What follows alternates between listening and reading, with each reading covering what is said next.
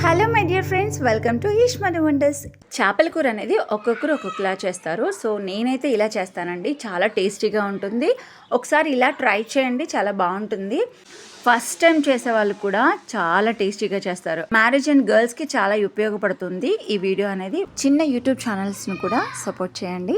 మీరు ఎవరైనా నా ఛానల్ ఫస్ట్ టైం చూస్తున్నట్లయితే ప్లీజ్ దయచేసి వీడియోని లైక్ చేయండి. యూట్యూబ్ చాలా మందికి షేర్ చేస్తుంది అండ్ సబ్స్క్రైబ్ చేయండి. Thank you.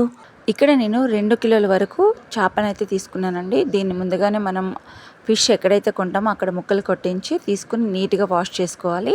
వాష్ చేసుకున్నప్పుడు ఇందులో కొంచెం నిమ్మరసం అలాగే కొంచెం పసుపు ఉప్పు యాడ్ చేసి బాగా వాష్ చేసినట్లయితే కర్రీ నీచు వాసన లేకుండా ఉంటుందండి.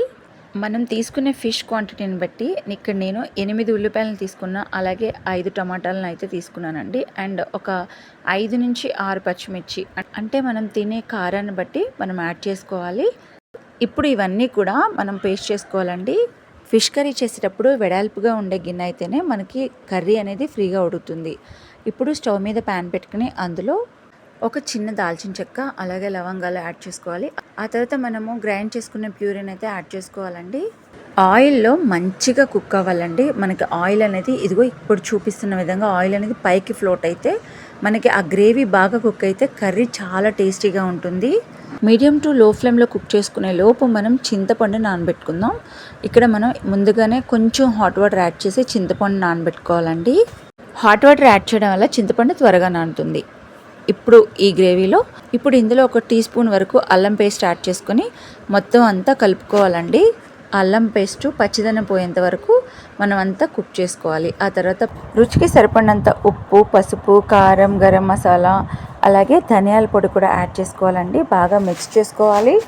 మీ రుచికి సరిపడినంత స్పైసెస్ని యాడ్ చేసుకుని బాగా మిక్స్ చేసుకోవాలి అండి. ఈ స్పైసెస్ అన్నీ కూడా ఆయిల్లో మిక్స్ అయ్యి మంచిగా కుక్ అయితే కర్రీ అనేది చాలా టేస్టీగా ఉంటుంది.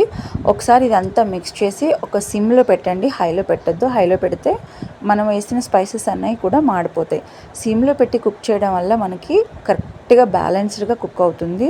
స్పైసెస్ అన్నీ ఇలా కుక్ అయిన తర్వాత ఇప్పుడు మనం చింతపండు రసాన్ని పోసుకోవాలండి. మనం ముందుగానే చింతపండు నానబెట్టుకున్నాం కదా, అది రసం తీసి ఇలా పోసుకున్న తర్వాత ఒక పొంగు రావాలి. మూత పెట్టేయండి. ఒక పొంగు వచ్చిన తర్వాత మనం ఫిషెస్ అనేవి యాడ్ చేసుకోవాలి. కొంచెం కరివేపాకు యాడ్ చేసుకుని మూత పెట్టేయండి. ఇలా కరివేపాకు అలాగే కొత్తిమీర యాడ్ చేయడం వల్ల మనకి టేస్టీగా ఉంటుంది. చూస్తున్నారు కదా, ఇలా బాగా పొంగు వచ్చిన తర్వాత మాత్రమే మనము చేప ముక్కలు అనేవి యాడ్ చేయడం వల్ల మంచి టేస్టీగా ఉంటుంది కర్రీ. ఇలా చింతపండు పులుసులో చేప ముక్క అనేది ఉడికించడం వల్ల కర్రీ చాలా టేస్టీగా ఉంటుంది. చూడండి, బాగా ఉడుకుతుంది మంచిగా. జనరల్గా ఫిష్ అనేది చాలా త్వరగా కుక్ అవుతుంది కాబట్టి మూత పెట్టేసి కుక్ చేసేయండి. ఒక 15 to 20 మినిట్స్, మ్యాక్సిమం 15 to 20 మినిట్స్లో కర్రీ అనేది రెడీ అయిపోతుంది. మనం దించే ముందు కొంచెం సిమ్లో పెట్టి కుక్ చేయడం వల్ల మనం స్టవ్ ఆఫ్ చేసిన తర్వాత మళ్ళీ థిక్గా అవుతుంది, కొంచెం చిక్కదనం అయితేనే వస్తుందన్నమాట ఫిష్ కర్రీ అనేది. చూడండి, చూస్తుంటే మనకి ఫిష్ కర్రీ రెడీ అయిపోయింది. ఈ వీడియో లాస్ట్ వరకు చూసినట్లయితే థ్యాంక్ యూ సో మచ్. ఈ వీడియో మీకు నచ్చినట్లయితే మీ ఫ్రెండ్స్కి, ఫ్యామిలీ మెంబర్స్కి షేర్ చేయండి. మన ఛానల్ ఎవరైనా ఫస్ట్ టైం చూసినట్లయితే please like, share and subscribe to my channel. Thank you.